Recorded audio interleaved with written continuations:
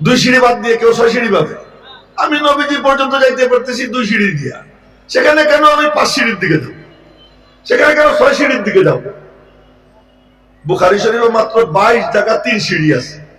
কয় জায়গা? মাত্র 22 জায়গা। বাকি সব জায়গা কমপক্ষে 4, এরপরে 5, 6ও আছে বুখারী শরীফে।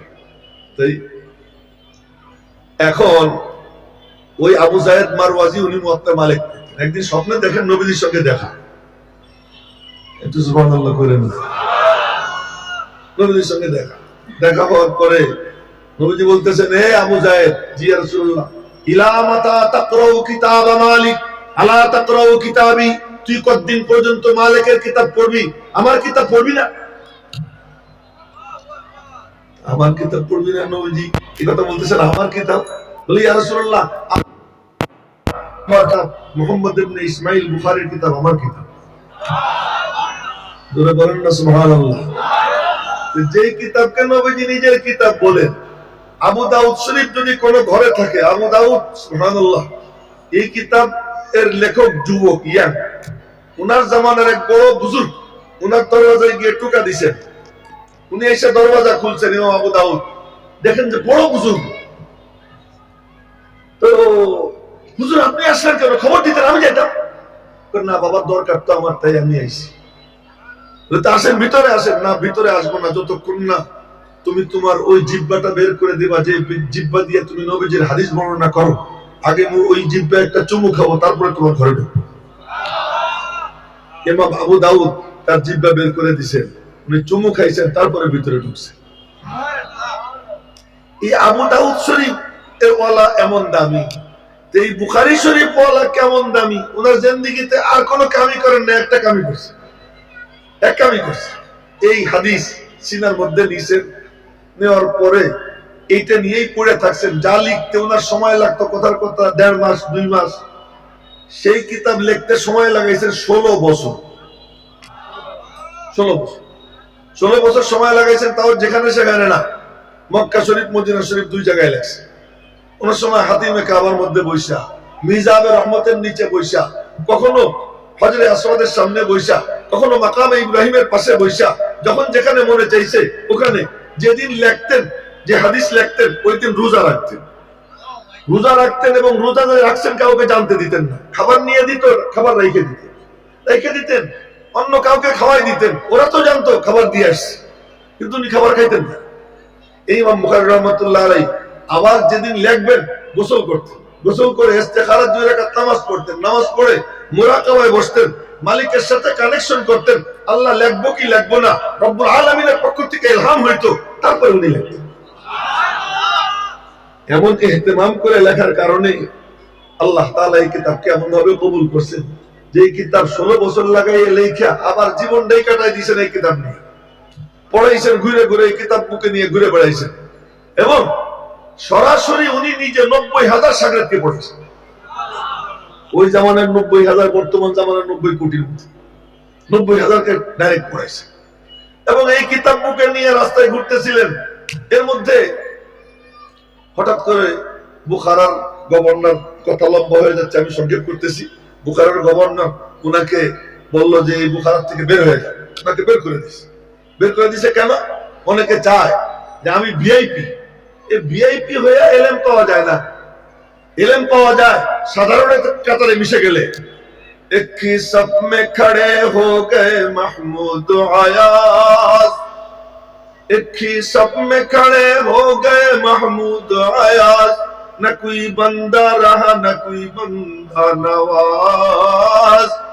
কোন আমির আর গরিবের পার্থক্য নাই, কোন বাপ বেটার পার্থক্য নাই, কোন প্রশাসকের ছেলে আর সাধারণ রিক্সাওয়ালার ছেলের মধ্যে কোনো ব্যস্তম নাই, একই মজলিসে বসে যাবে।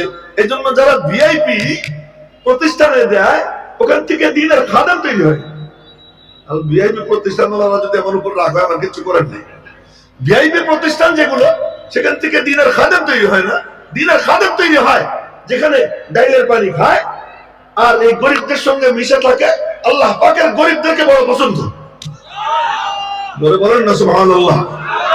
গরিবদেরকে বড় পছন্দ, এতিমদেরকে বড় পছন্দ, রিক্সাওয়ালাদেরকে বড় পছন্দ। আমাদের মাদ্রাসায় 2 একটা এতিম আছে, হীরার টুকরা।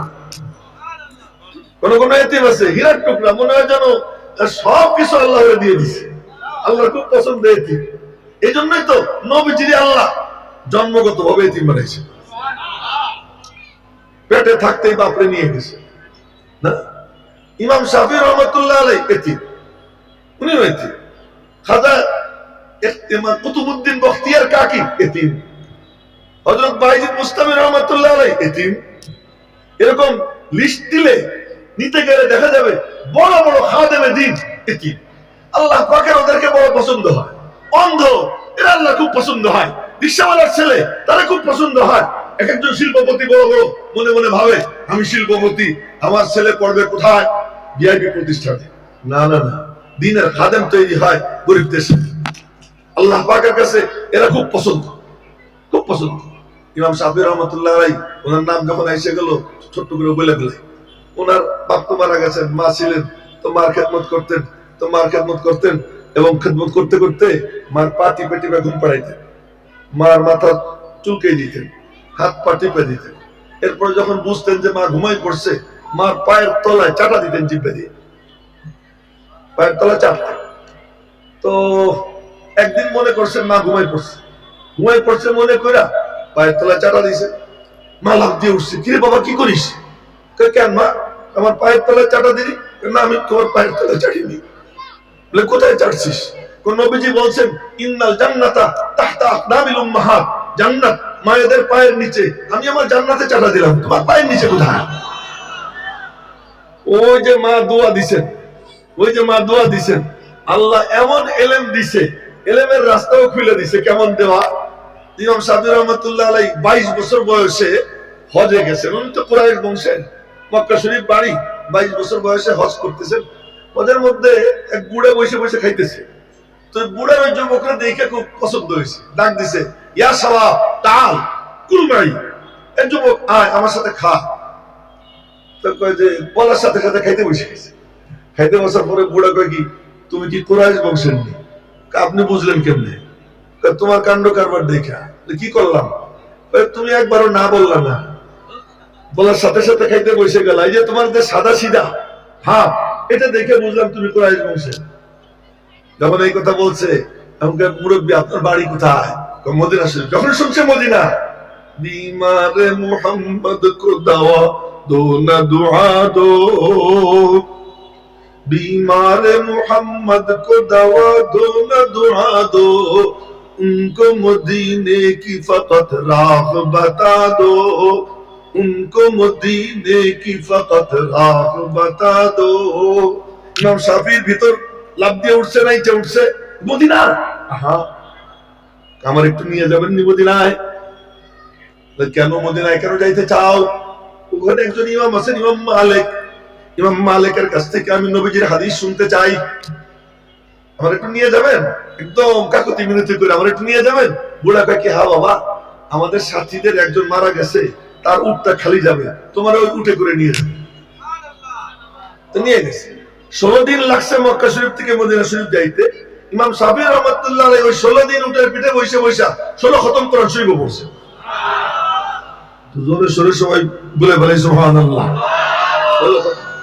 যে যত উপরে উঠছে, উপরে ওঠার বোতাম সিঁড়ি হলো আল্লাহ পাকের কালাম। এই কালামকে যে যত বুকে নিছে, এই যে যত পড়ছে, এটা যে যত মহব্বত করছে, আল্লাহ তাকে তত উপরে উঠেছে। এজন্য সাহাবীদের মধ্যে আবু বকরের ধারে কাছেও কেউ নাই। কেন? আবু বকর সিদ্দিক কোরআন শরীফ পড়া শুরু করলেই তার দু চোখ দিয়ে পানি, যেমন মজাদার আওয়াজ তেমন চোখের পানি, কান্না, আওয়াজ চতুর্দিকে যাইতো পঙ্গপালের মতো। আবার বৃদ্ধ বনিতা ঘরকে চারদিকে ঘিরে দাঁড়াইয়া শুনতো। ওরা কয় কি, এই কোরআন শরীফ বন্ধ না করলে তো আমরা ধ্বংস হয়ে যাব। আমাদের বিজয়ের একমাত্র রাস্তা যে কোরআন তেলাওয়াত বন্ধ করো। এজন্য কাফেররা আমাদের শক্তিটা জানে, মুসলমানদের শক্তি কি এটা তারা জানে, মুসলমানদের পাওয়ার কি এটা ওরা জানে। তাই কোরআনে কারীমে আল্লাহ তাআলা বলেন যে কাফেররা কি বলে জানিস? বলে কি বলে? وقال الذين كفروا لا تسمعوا لهذا القرآن والغوا فيه لعلكم تغلبون। ইহুদি খ্রিস্টান হিন্দু বৌদ্ধ নাস্তিক মুরতাদ ওদের বিজয়ের আর কোন রাস্তা নাই, রাস্তা একটাই, কোরআনে কারীমের তেলাওয়াত বন্ধ করো। বন্ধ করতে না পারলে তেলাওয়াত যখন শুরু হয় তখন হাউকাও শুরু করে দাও, চিল্লাচিল্লি শুরু করে দাও। কিন্তু ওরা যতই চিল্লাচিল্লি করে কোরআন দাও দাও করে জ্বলতেই থাকে, জ্বলতেই থাকে। ওরা জানে যে ওদের একমাত্র বাধা এই কোরআন। তো আবু বকর সিদ্দিক কোরআন শরীফ পড়তেন এবং ওনার পড়ায় ওরা অস্থির হয়ে গেল। এরকম পড়া চলতে থাকলে তো আমরা কি হেরে যাবো। দেখেন তামাশা, আজ আমাদের ঘর থেকে কোরআন শরীফ তেলাওয়াত বিদায় নিছে, ঘরে ঘরে গান বাজে, আল্লাহর কালামের তেলাওয়াত হয় না, টেলিভিশন চলে, আল্লাহ পাকের কালামের তেলাওয়াত হয় না। এই তেলাওয়াতটা যদি জিন্দা রেখে থাকে, এই কওমি মাদ্রাসাগুলোর মাধ্যমে এই হাফেজরা তেলাওয়াত করতেছে, কোন সময় বাংলার জমিনে তেলাওয়াত বন্ধ হয় না, তেলাওয়াত বন্ধ হয় না এই মাদ্রাসাগুলোর উসিলা। তো বলতেছিলাম ইমাম সাব্বির রহমাতুল্লাহ আলাইহি 16 খতম কোরআন শরীফ পড়ছেন। দেখেন এতিমের বাচ্চা, এতিম বাচ্চা কোথায় চলে যায়। 16 খতম কোরআন শরীফ পড়তে পড়তে মদিনা শরীফ গিয়ে পড়ছেন। যখন গেছেন নামাজ শুরু হয়ে গেছে, জামাতে শরীক হয়েছে। জামাতের শেষে দেখলেন নামাজের পরে উঁচু লম্বা টল ফিগার, নুরানি চেহারা, পাগড়িওয়ালা, চোখের সুরমা, এক অপরূপ সুন্দর এক মুরব্বী আসতেছেন। এ যত মুরব্বী হয় তত আভা বাড়ে, নুরানিয়ত রুহানিয়ত বাড়ে। সবাই ওনাকে দেখা পঙ্গপালের মতো ওনাকে ঘিরা বসে গেছে। উনি তখন হাদিস লেখাইতেছে, হাদিস লেখাইতেছে। এই যাদের মা বাবা আছে না, তারা ভালো করে যেন শোনে। যদি মা বাবার দোয়া কেউ নিবার পরে আল্লাহ তারে কোথায় নেয় একটু যেন লক্ষ্য করে। তো গেছেন। এখন নামাজের শেষে ইমাম মালিক রহমাতুল্লাহ আলাইহি হাদিস লেখানো শুরু করছে। এক মজলিসে 100 হাদিস লেখাইছে। তো সবার কাছে খাতা কলম আছে, ইমাম শাফিঈর কাছে কোনো খাতা কলম নাই। তো উনি কি করবেন, একটা খড়ি টড়ি পাইছেন, এটা দিয়ে হাতের মধ্যে দাগাইতেছে। তো খড়ি দিয়ে দাগাইলে কোনো লেখা হয়নি, লেখা হয় লাগাইছে। তো উনি সবাই 100 হাদিস লেখানো শেষ হওয়ার পরে ছুটি দিছেন, সবাই রুজু করতে গেছে। ইমাম শাফিঈ রুজু ছিল, উনি বসে রয়েছেন। ডাক দিছেন, এই যুবক এদিকে আসো, কাছে। তুমি কি করতেছিলা?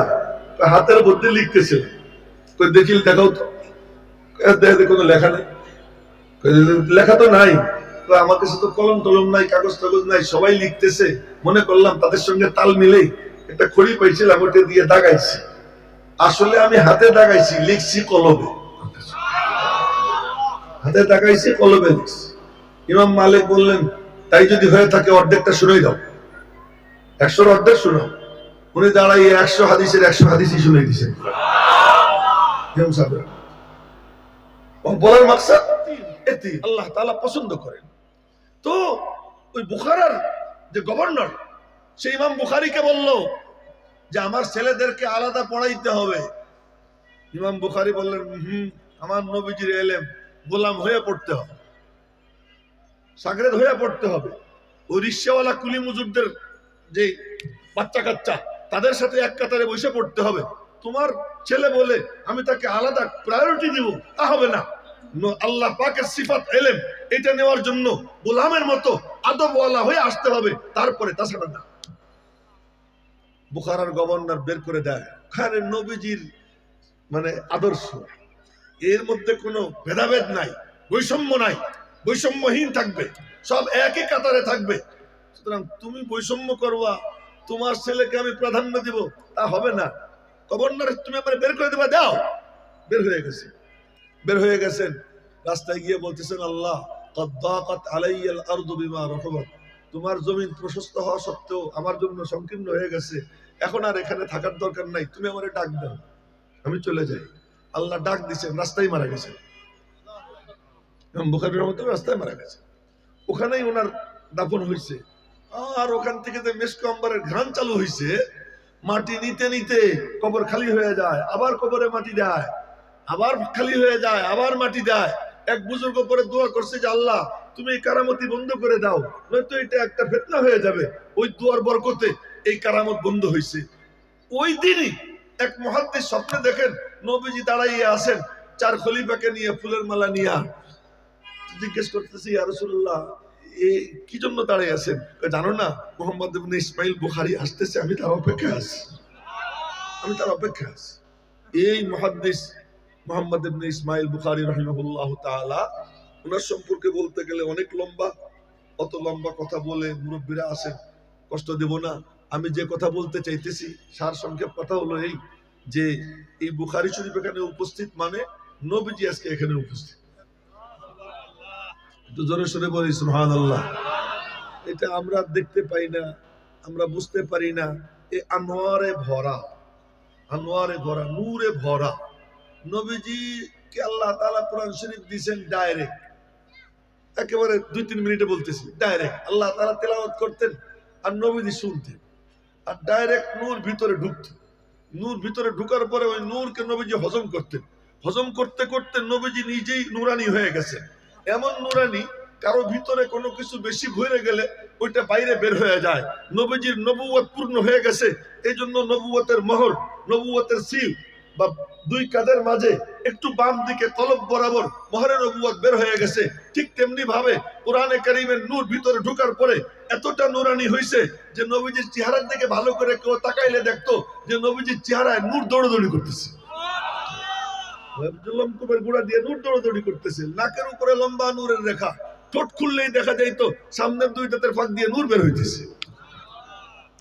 এই নবীজির এই কোরআন শরীফ হজম করার পরে নিজে একটা কোরআন বনে গেছেন।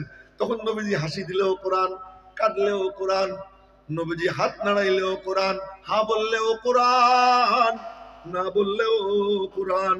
উনকা হা নেহি कहना भी है कुरान का जैसा। তার হা বলাও কোরআন, তার না বলাও কোরআন, তার হাঁটাও কোরআন, তার বসাও কোরআন, তার শোয়াও কোরআন।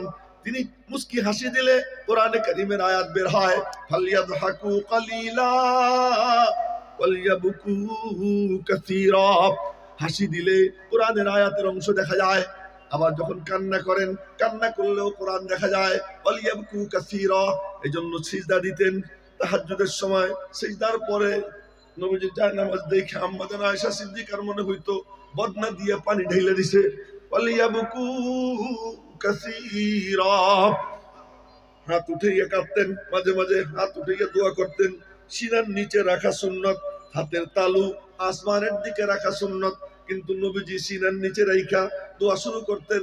মাঝে মাঝে হাত উপরের দিকে উঠতে থাকতো, উঠতে থাকতো, উঠতে থাকতো।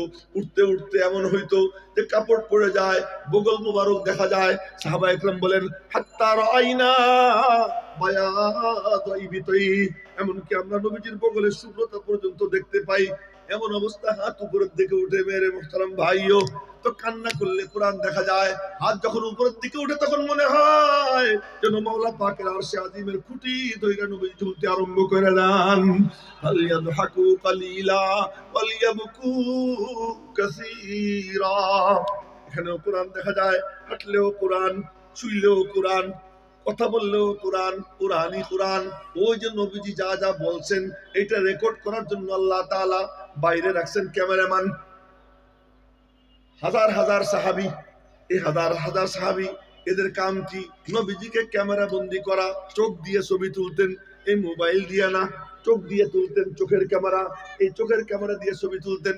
আপনারা হাদিস পড়লে আশ্চর্য হয়ে যাবেন যে নবীজি হাদিস বর্ণনা করতে গিয়ে সাহাবী বলে কানা মুত্তাকিয়ান ফাজালাসা, ছিলেন হেলান দেওয়া, তারপরে বসলেন, সুজা হইলেন। নবীজির চোখের দিকে তাকাই, ইকরাউরাত আইনাহু, চোখ দুটো মনে হয় যেন বের হয়ে আসবে। ইহমাররাত ওয়াজানাতাহু, গন্ডদয় মনে হয় রক্তিম। ইহমাররাত ওয়াজানাতাহু ওয়ান্তাফাকাত আওদাজুহু, গলার রগগুলো ফুলা। আরে মনে হয় যেন চিত্রশিল্পী এক একজন চিত্রাঙ্কন করতেছেন, সচিত্র প্রতিবেদক সাহাবী। চতুর্দিকে আল্লাহ তাআলা নবীজির বেষ্টন করে দিয়েছেন। ওয়ান দ্য রেকর্ড, রেকর্ডের বাইরে এক সেকেন্ডও আল্লাহ পাক নবীজিরা থাকতে দেন নাই। এখানে বাইরে সাহাবীরা, পুরুষরা রেকর্ড করে, ভিতরে ঢুকলে আজওয়াজে মুতাহহারাত, নবীজির বিবিরা। এখানে ফাঁকে একটা কথা বলি, নবীজি নিজের প্রয়োজনে দুইটা বিয়ে করছেন। একটা হলো মা খাদিজাতুল কুবরা, আরেকটা হলো মা সাউদা। এই দুই মাকে বিয়ে করছেন নবীজি নিজের প্রয়োজনে। দুইজনই নবীজির থেকে বয়সে বড়, দুইজনেরই আগে দুইটা বিয়ে হয়েছে। এই দুইটা বিয়ে করছেন নবীজি নিজের প্রয়োজনে। বাকি যত বিয়ে সব বিয়ে করছেন নবীজি উম্মতের প্রয়োজনে, উম্মতের গরজে, তাদের বিশেষ প্রয়োজনে বিয়ে করছেন। কেন? ঘরের মধ্যে রেকর্ড করবে কারা? এজন্য বলছে খুদু নিসফা দীনিকুম মিন আয়েশা, তোমরা আয়েশার থেকে অর্ধেক দিন নাও। আয়েশা রাদিয়াল্লাহু তাআলা এক মহিলা, ওনার থেকে 2210টা হাদিস বর্ণিত। সুবহানাল্লাহ, জোরে কোন না। তো ভিতরে ক্যামেরাম্যান বিবিরা, বাইরে ক্যামেরাম্যান সাহাবীরা, নবীজি সবকিছু on the record, of the record কিচ্ছু না। ওই যে রেকর্ডাররা ওই রেকর্ড করে রাখছেন, নবীজির সঙ্গে হাতে হাত দিয়েছেন, হাতে হাত দিয়ে বলছেন, ইয়া রাসূলুল্লাহ, বায়াত হইলাম এই কথার উপরে, যা শুনবো সিনায় সংরক্ষণ করব, আর এইটা নিয়েই পড়ে থাকবো, এইটা আমি আমার পরবর্তীর কাছে পৌঁছে দিব। নবীজি বলেন, দেখ পৌঁছে যদি না দিস তাহলে কিন্তু খবর আছে।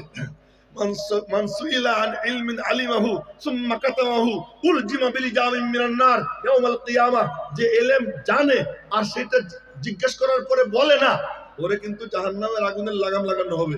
সাহাবী থরথর করে কাঁপে যে একটাও তো বাদ দেওয়া যাবে না, সব পৌঁছাইতে হবে। আবার পৌঁছাইতে গিয়া বলতে, মান কাতাবা আলাইয়া মুতাআম্মিদান, যদি মিথ্যা কথা বলছিস খবর আছে তাহলে কিন্তু জাহান্নাম। এদিকে মিথ্যাও বলা যাবে না, ওদিকে বাদও দেওয়া যাবে না। কি এক চাপের মধ্যে ছিলেন সাহাবী। আহা, ইসলাম কে গমখার হে দিলদার সাহাবা, কৌনাইন মে উম্মত কে হ্যায় সরদার সাহাবা। আপনাদেরকে বলি, পরন্তু আপনি ঘরের মধ্যে আছেন, সব সময় সিসিটিভি ক্যামেরা আপনার দিকে তাক করা, কে থাকতে পারবেন তার ঘরে? কে থাকতে পারবেন? সাহাবায়ে কেরাম তারা 24 ঘন্টা আল্লাহ পাক তাদেরকে পরীক্ষা করতেছেন, তারা দেখতেছেন, তারা জানতেছেন। আল্লাহ পাক বলেন, সারাক্ষণ আমার ক্যামেরার মধ্যে আমি দেখতেছি, ওদেরকে দেখতেছি, পরীক্ষা আমি নিতেছি। পরীক্ষা নিয়ে আল্লাহ পাক বলেন, উলাইকা কাতাবা ফি কুলুবিহিমুল ঈমান, ওদের কলবের মধ্যে ঈমান আমি আল্লাহ খোদাই করে দিছি। উলাইকা হুমুস সাদিকুন, ওরা সত্যবাদী। উলাইকা হুমুল মুমিনুনা হাক্কা, ওরাই সত্যি সত্যি বাস্তব মুমিন। উলাইকা হুমুর রাশিদুন, ওরা রুশদ হিদায়াতের পথে, সঠিক পথের পথিক। আল্লাহ এদেরকে নিয়ে যারা সমালোচনা করে, কত বড় কম বক্তরা, যাদের প্রশংসায় কোরআন ভরা, যাদের প্রশংসায় কোরআন শরীফ ভরা, আল্লাহ পাক কি মজা করে তাদের প্রশংসা করছে। এই সাহাবীরা ওই রেকর্ড নিয়ে উম্মতের কাছে পৌঁছেছে। উম্মত এক পর্যায় থেকে আর এক পর্যায়ে আস্তে আস্তে আস্তে আস্তে 194 হিজরিতে ইমাম বুখারীর জন্ম হয়, 202 হিজরিতে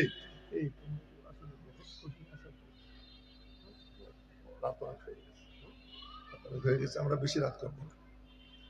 তো 202 হিজরিতে ইমাম মুসলিমের জন্ম হয়। ওই তখন কিছু মুহাদ্দিসকে আল্লাহ তাআলা লাগান, এই কাম করো, এই কাজ কমপ্লিট রূপ লাভ করে এই হাদিস এর কিতাবগুলোর মাধ্যমে। ওই কিতাবগুলোর মধ্যে সবচেয়ে বিশুদ্ধতম কিতাব আসহুল কুতুবি বাদা কিতাবিল্লাহ, কিতাবের নামটা শুনে, নামটা কেমন? আল জামিউস সহিহ আল মুসনাদ আল মুখতাসার মিন উমুরি রাসূলিল্লাহ সাল্লাল্লাহু আলাইহি ওয়াসাল্লাম ওয়া সুনানিহি ওয়া আইয়ামিহি। এগুলো পুরো কিতাবের নাম, পুরো কিতাবের নাম। এই নামের মধ্যেই হাদিসের সংজ্ঞা, এই নামের মধ্যেই সবকিছু বলে দিয়েছেন ইমাম বুখারী রাহমাতুল্লাহ আলাইহি। হাদিস কি জিনিস? তো এই কিতাব, এই কিতাব আমরা মাদ্রাসায় পড়াই, শেষ হাদিস মাদ্রাসায় পড়াই দিতাম এমনি। এটা আবার আপনাদেরকে নিয়ে কেন এই আয়োজন করছি, এটা একটু নিশ্চয়ই মনে হয় জানার আগ্রহ আছে সবার, আছে না নাই? হ্যাঁ, এই আয়োজনটা কেন করছি? খুব একটা মজার কথা বলি। ঈশান নামাজের ফরজ কয় রাকাত বলেন তো? 4 রাকাত। এই 4 রাকাত ফরজ নামাজ যখন শুরু হয়েছে, তাকবীরে উলা পাইছে কথার কথা 200, আর এরপরে 1 রাকাত হয়ে গেলে আইসা শরীক হয়েছে 100, 2 রাকাত হয়ে গেলে শরীক হয়েছে আইসা আরো 100, এরপরে 3 রাকাত হয়ে গেছে, তারপরে আইসে কথার কথা 150, 4 রাকাত হয়ে গেছে, সালাম এখনো ফিরায় নাই। ইমাম সাহেব তাশাহুদে বসা, এমন সময় হুড়মুড় করে আইসে 1000 আইসে আল্লাহু আকবার, আল্লাহু বসে গেছে, এখনো সালাম ফিরায় নাই। তখন আপনাদের কি ফতোয়া? ওই 1000 লোক জামাত পাইছে কি পায় নাই? বলেন, পাইছে না জামাত? এবার দেখেন মজা কি, এই আয়োজনের মজা কি। এই জন্য আপনাদের উচিত আমাদেরকে কিছু পুরস্কার দেওয়া। হ্যাঁ, এই মজাটা কি, যে এই বুখারী শরীফের দর্স শুরু হয়েছে বছরের শুরুতে, তাকবীরে উলা পাইছে ওরা 21 জন, ওই যে পিছনে বসা সবার মানে কাঁধে রুমাল আছে, পরে ওরা আসবে সামনে। আজকে ওরা হলো দুলা, আজকে ওরা দুলা। কালকে রাত্র 2:30-3টার দিকে মনে হয় আমি আসছি আর কি মাহফিল শেষ করে। তো এক নাতির সাথে দেখা, এই জামাতে যারা পড়ে কয়েকটা আছে নাতি, কিরে কি খবর, আমাদের আজকে গায়ে হলুদ, মানে যারা তারা শেষ করবে বলছে আজকে আমাদের গায়ে হলুদ। তা আমার খুব হাসি আসছে। তো আজকে ওরাই এই রুমাল টুমাল দেওয়া আইসে বসবে, তো ওরাও তকবিরে ওগুলা পাইছে, আর তকবিরে ওগুলা পাইয়া এরপরে চলছে চলছে চলতে চলতে সালাম এখনো ফিরানো হয় নাই, আজকে সালাম ফিরানো হবে। এর আগে আইসা সালাম ফিরানোর আগে আপনারা সবাই শরীক হয়ে গেছেন, এখন অবিচ্ছিন্ন ধারায় এক হাদিসের ছাত্র হওয়ার সৌভাগ্য আপনাদের মিলে গেল। এটা কি, এটা হলো এমন যে আমি এখানে বসে বলবো যে আমাকে পড়াইছেন কে, আল্লামা কাজী মুতাসিম বিল্লাহ রহমতুল্লাহ আলাই, আল্লামা নাসির আহমদ খান সাহেব রহমতুল্লাহ আলাই, আল্লামা আব্দুল হক আজমি রহমতুল্লাহ আলাই। ওই তিনজন বলেন আমাদেরকে পড়াইছেন, আমরা দেখছি ওনার চোখের দিকে, উনি দেখছেন আমাদের চোখের দিকে, মুখোমুখি বৈশা ওনার সামনে পড়েছি। কে সে? শাইখুল আরবি ওয়াল আজম কুতবুল আলম সৈয়দ হুসাইন আহমদ মাদানী কদ্দাসাল্লাহু সিররাহুল আজিজ। তিনি বলেন আমি পড়ছি আমার উস্তাদের সামনে মুখোমুখি বৈশা, আমার উস্তাদের নাম কি জানো? শাইখুল হিন্দ, শাইখুল আলম, সারা দুনিয়ার শাইখ হযরত শাইখুল হিন্দ মাহমুদ হাসান দেওবন্দি কদ্দাসাল্লাহু সিররাহুল আজিজ। তিনি বলেন আমি পড়ছি কার কাছে জানো? আমি পড়ছি দুই বিশ্ব কাঁপানো মনীষী, একজন হলেন হুজ্জাতুল ইসলাম কাসিমুল উলুম ওয়াল খায়রাত কাসিম নানুতুবি রহমাতুল্লাহ আলাইহি, আরেকজন হলেন ফকিহুন নফস কুতবুল ইরশাদ রশিদ আহমদ গঙ্গুই রহমাতুল্লাহ আলাইহি। ওই দুইজন বলেন আমরা পড়ছি শাহ আব্দুল আজিজ মুহাদ্দিস দেহলো, আরে শাহ আব্দুল গনি মুজাদ্দিদির কাছে। শাহ আব্দুল গনি মুজাদ্দিদি বলেন মনে একটু বুড়ো হয়ে গেছে না, একটা কইতে গিয়ে আরেকটা কয়ে ফেলাই না, এটা কইতে গিয়ে আরেকটা কয়ে ফেলে। শাহ আব্দুল গনি মুজাদ্দিদি, শাহ আব্দুল গনি মুজাদ্দিদি বলেন আমি পড়ছি শাহ ইসহাকের কাছে। ওনাদের এক একজনের উপরে যদি একটু বলতে যাই, অল্প একটু বলি। কাজী মুতাসিম বিল্লাহ সাহেব রহমতুল্লাহ আলাইহিকে দেখলাম মালিবাগ মাদ্রাসার অফিসের সামনে হাঁটতেছেন, পায়চারি করতেছেন, খুব পেরেশান। তো বেশ কিছুক্ষণ পরে অ্যাকাউন্টেন্ট আসছে, হিসাব রক্ষক মাদ্রাসা, ডাক দিচ্ছে, হ্যাঁ অ্যাকাউন্টেন্ট আপনি কোথায় ছিলেন? ভরাট কণ্ঠে কথা বলতেন, আপনারা ওনার কথা শুনছেন অনেকে, ভরাট কণ্ঠে কথা। হ্যাঁ অ্যাকাউন্টেন্ট আপনি কোথায় ছিলেন? আমি বাসায় যেতে পারছি না। আপনারা জানেন এই যে মাদ্রাসার অফিস আর ওনার বাসা, ওই যে বক্স রাখা এই এতটুক দূর, মাঝখানে একটা দেয়াল, আর কিছু।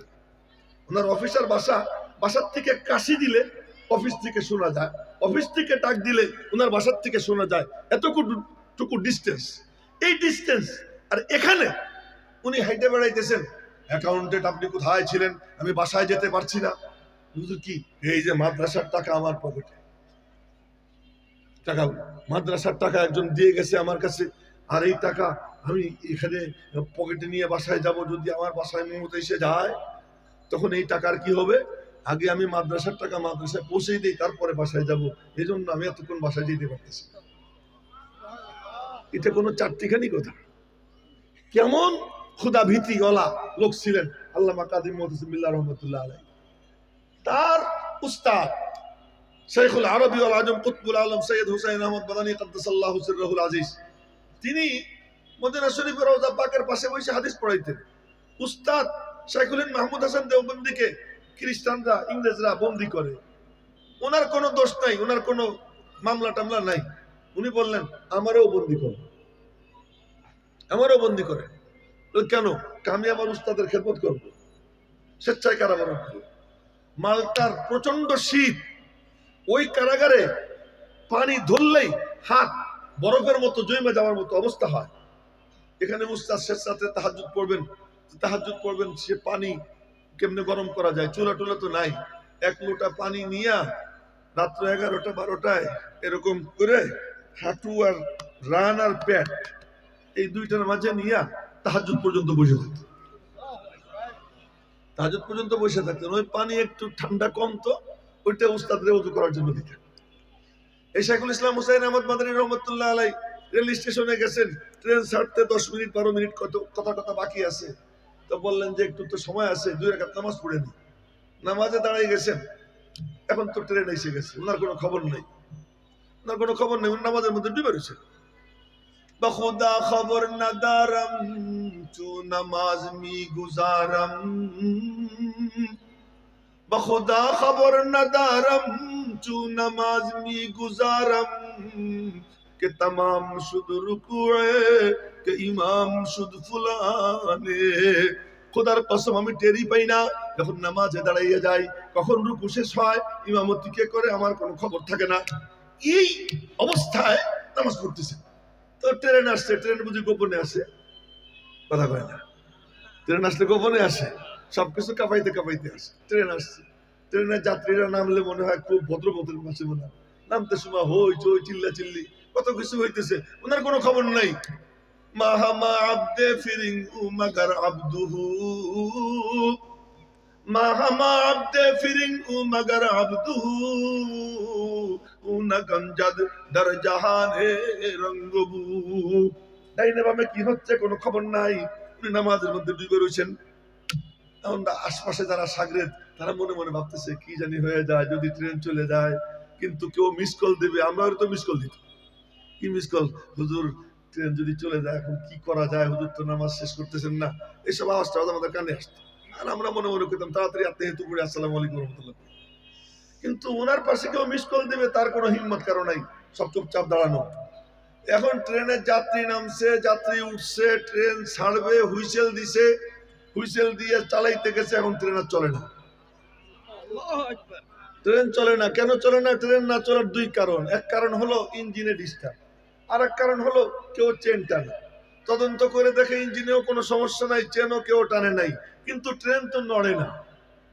এরপরে দেখে আল্লাহর বান্দা নামাজ শেষ করে ধীর স্থির ভাবে উঠছেন, সিটে বসছেন, ট্রেন চালু হয়ে গেছে।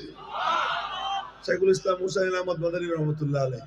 আর আমি শুনছি নানুপুরের হযরত সুলতান আহমদ নানুপুরের কাছে এই উলনে ওয়াজ করতেছিলেন, তখন উলনে খ্যাত ছিল। এখন সত্য মিথ্যা ওনার উপরে, উনি কবরবাসী হয়ে গেছেন। সুলতান আহমদ নানুপুর রহমতুল্লাহ উনি বলছেন, ও বা নিজের কানে শুনি যে, নিজের চোখে দেখি যে, এই কথা বলছেন নিচে রেঙ্গে ভাষায়, যে নিজের কানে শুনছি, নিজের চোখে দেখছি।